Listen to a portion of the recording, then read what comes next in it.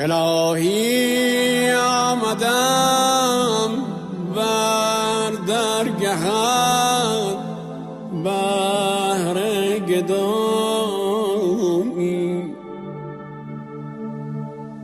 کرم کن از کمند معصیت یابم رهایی.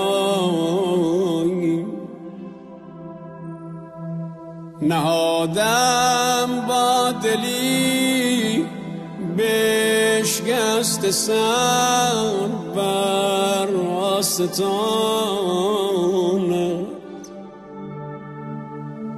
که با سوز نوا خوانم حدیث بینوایی.